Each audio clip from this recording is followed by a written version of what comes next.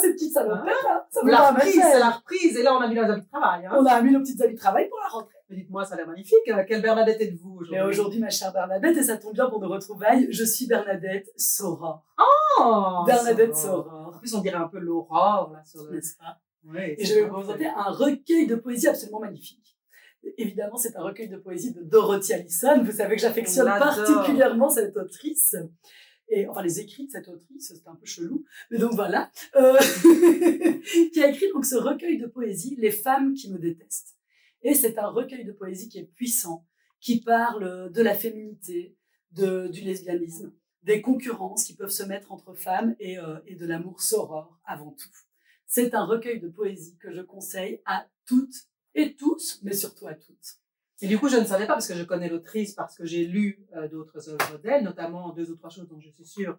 Magnifique. Si vous ne l'avez pas encore lu, je crois que c'est une de nos saisons passées, foncez-y. Foncez-y. Elle écrit autant de poésie que de romans, ou comment ça se passe? Oui, elle écrit les deux. Ah oui, elle est décédée malheureusement Ah oui. depuis, mais c'est une autrice qui a écrit de la poésie, des récits, des romans.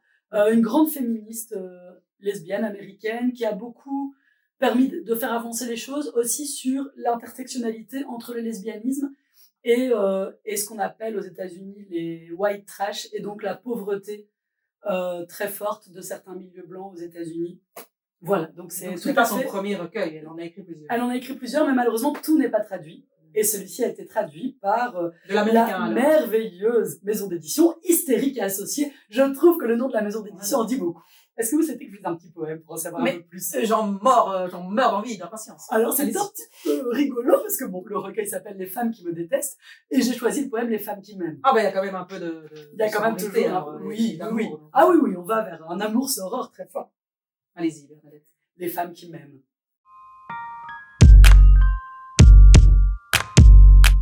Les femmes qui m'aiment. Elle n'arrivait pas à dormir, j'avais les paupières qui tombaient. Elle m'a fait comprendre que si je m'endormais, je risquais de me réveiller dans l'escalier de secours, nu, sur le toit ou le trottoir. J'ai piqué du nez jusqu'à sombrer. Les femmes qui m'aiment m'étreignent dans mon sommeil, glissent leurs jambes entre les miennes. Leurs doigts parcourent mes oreilles froides. Elles respirent près de moi, font attention de ne pas me réveiller trop tôt. Les femmes qui m'aiment ont leurs propres sœurs à réconcilier, leurs propres frères, familles et vents de Broadway. Les femmes dont les mains ne touchent jamais les miennes m'atteignent quand même, se retournent pour affronter leur peur, rient face à une haine dont le but n'a jamais été d'être comprise. Elles remblaient le sol sous mes pieds chaque fois qu'elles se dressent contre le vent, qu'elles refusent de se renier et de renoncer à leur peuple, qu'elles plient sans tomber, qu'elles s'accrochent au temps et poursuivent la lutte, la lumière du jour. L'espoir des femmes qui s'aiment les unes des autres, des femmes qui s'aiment vraiment les unes les autres. Un peu de douceur. Beaucoup Pour d'amour. ce jour. Merci pour cette lecture. Avec plaisir, ma chère Bernadette, et j'aimerais savoir qui êtes-vous aujourd'hui, Bernadette? Eh ben alors, je vais vous répondre, et puis je vais vous répondre en vous répondant. C'est ça Moi, qui est amusant. j'adore. C'est ça qui est amusant, c'est parce qu'en fait, ça se répond. C'est truculent. Alors, vous allez comprendre. Moi, j'ai choisi ici un recueil qui s'appelle un recueil. Enfin, bon, c'est un essai plutôt, mais bon, c'est un recueil de pages, finalement, de textes, de mots. Finalement, de ton phrases. livre est recueil. Voilà, Ton livre c'est ça. est recueil. Et donc, ça s'appelle Le Château de mes sœurs de Blanche Léridon, et je suis pour ceci Bernadette Sister Act. Oh. Alors, on va pas chanter, on ne va pas Vous n'allez prier, pas pousser on ne la va petite pas chansonnette. danser. Ce n'est pas une comédie musicale ici que je vous propose, mais c'est un bouquin qui parle des fratries de sœurs. Oh. Et alors, figurez-vous qu'il n'y a pas de mots Évidemment. pour citer, pour énoncer dans le dictionnaire. Il n'existe pas de mots pour une fratrie de sœurs. Alors oui, nous avons sororité, hein, pour rassembler les femmes entre elles et la force qu'on nous connaît. Oui, nous avons adelphité au sens plus large, qui rassemble plus de monde et c'est super. Mais alors les sœurs, qu'est-ce qu'on en fait? Ça n'existe pas, ça fait peur. Pourquoi? Et alors c'est toute cette question qu'elle se demande, Blanche. Elle-même issue d'une fratrie, je suis obligée de dire fratrie, c'est pas malheureux, de sœurs, elle est cadette et alors elle va se servir de choses, d'éléments historiques ou de romans ou de personnes réelles ayant existé ou fictives, hein. Ça va aussi bien des sœurs Halliwell de cette série qu'on adorait ado. Vous l'avez? C'est à la maison. Non, du Oh. tout. Des sorcières. Ah oui, mince, c'est quoi déjà? C'est quoi déjà? Charmed. Charmed, exactement. Évidemment. Évidemment, parce qu'une fratrie de sœurs, ben, ça fait peur, ça fait toutes les C'est sorcières. tout de suite des sorcières. Elle va partir aussi d'autres plus connues aux États-Unis qui aiment se mettre du Botox dans les lèvres et dans les fesses, les sœurs K, les sœurs Les K, sœurs Kardashian. les sœurs Kardashian. mais bien aussi les sœurs Brontë. Enfin, ça brasse vraiment depuis des siècles toute cette force féminine. Et alors, on nous explique par A plus B pourquoi ce mot n'existe pas finalement. Et qu'est-ce qu'on pourrait mettre là-dessus? Parce que les fratries de sœurs ont peur. Effectivement, avoir beaucoup d'enfants femmes, ça coûte cher. Hein. Bon, on préfère avoir des fils pour reprendre l'affaire familiale. Enfin voilà, et elle nous cite plein d'exemples comme ça. C'est tout à fait intéressant. C'est risible finalement. Est-ce que vous auriez un petit extrait pour nous illustrer tout ça? Je n'en ai pas un petit, j'en ai un long. Oh, bah écoutez, j'adore vous écouter raconter des histoires. Je l'ai même mis sur un feuillet. Oh, lisez-moi de votre petit feuillet. Bon, je vais vous lire ça. Je suis toute oui. J'ai choisi un extrait qui parle des sœurs, bien sûr. Moi-même, je suis issue d'une fratrie de sœurs, on est 4. Je suis la plus petite. Oh. Oui, alors ça m'a parlé. Ça bah oui, j'imagine. Et donc, ici, j'ai choisi un extrait qui parle des sœurs et de la création de cet élan créatif qui ressort de cette fratrie féminine et comment ça se passe, quoi. On y va? On est prête.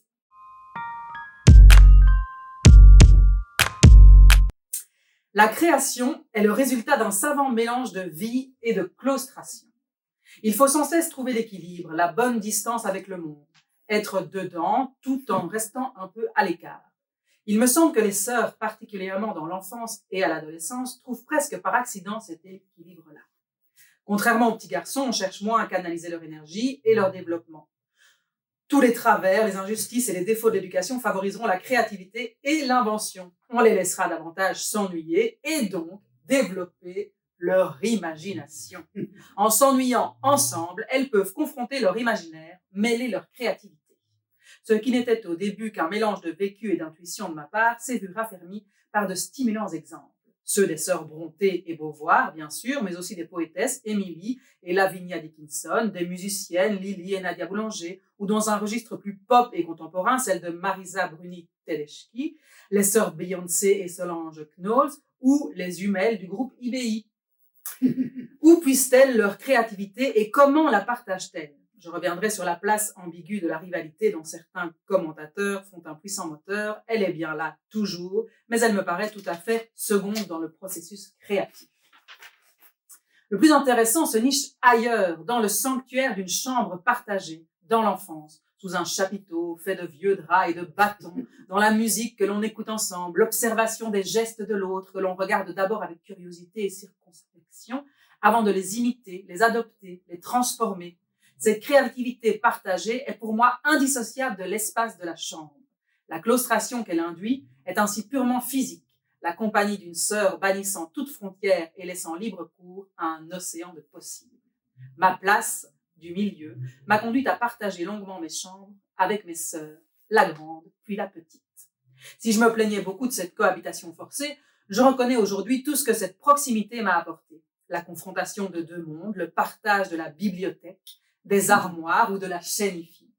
Même sans la partager, la chambre reste l'espace privilégié où les enfants se retrouvent, mènent leur conciliabule, s'extraient du regard des autres. La chambre devient refuge, tanière, mais aussi studio, atelier, salle de répétition. S'érige ainsi ce que le sociologue Hervé Glevarec a appelé la culture de la chambre, qui désigne un aspect de plus en plus important de la vie culturelle des enfants et adolescents, l'appropriation progressive d'un espace propre, leur chambre, dans lequel ils expriment ce qu'ils aiment ou sont et à partir duquel ils entrent en relation avec d'autres. Au XXIe siècle, le clos s'y mêle à l'ouvert puisque l'espace fermé de la pièce est aussi le lieu privilégié de l'accès au monde extérieur par le téléphone, la radio, Internet et les réseaux sociaux. Dans son essai Petite fille, Catherine Monod démontre toute l'importance de ces espaces qui sont le premier lieu où se met en place le processus d'individuation nécessaire à chaque enfant. Elle précise que la chambre occupe une place plus importante chez les petites filles, qui y passent davantage de temps que les petits garçons. Elles sont ces lieux de loisirs, d'apprentissage et de détente alternative où s'expriment les goûts et où se déploient les passions. Goûts musicaux, décoration des murs, pratique de la danse et du chant. La chambre est donc un lieu d'expérimentation identitaire central pour les filles, en ce qu'elles vont là davantage que les garçons apprendre à se connaître, écrit Monod, tout en précisant que loin d'être un choix librement consenti et serein, cette forme de culture de la chambre au féminin découle d'une restriction des options offertes aux filles. On pourrait prolonger ces réflexions pour explorer la place des chambres partagées et la valeur de ce temps que l'on y passe ensemble. La chambre que l'on partage devient le lieu du compromis, parfois de la frustration, mais il est aussi celui de l'exemple, du modèle. Si un côté est bien rangé, l'autre doit l'être aussi. Si ma grande sœur lit le soir avant de se coucher, je vais l'imiter. Ni fille, ni épouse, ni mère, mais sœur. En raffermissant cette place, qui pourra bien sûr s'émanciper très vite du seul cadre familial, on introduit cette verticalité libératrice, infiniment plus égalitaire. Si les hommes sont tous frères avant d'être pères, des fils et surtout des époux, c'est de cette grande fraternité horizontale qui tire leur force.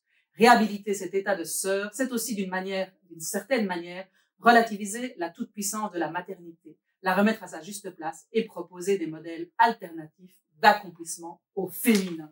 Oh, c'est très beau, ma chère Bernadette. Oui, c'était long, mais c'était bon, vous voyez. Bon. Mais par contre, c'est amusant, ça m'a fait penser à ma relation avec mon petit frère dans l'enfance. Oui, alors voilà. Alors, comme quoi, finalement, Comme voilà, quoi. on peut parler aussi d'adelphité. Oui. Mais c'est très intéressant de discuter comme ça de la place des filles et des femmes avec Moi, cette je histoire pense de que ça chance. se lit très facilement. Mais écoutez, moi, je vous propose un petit échange. Bah alors oui, moi je vais lire la Allez. poésie, surtout que Dorothy, je l'ai adorée dans ses essais. Mais on adore Dorothy, on aime Dorothy.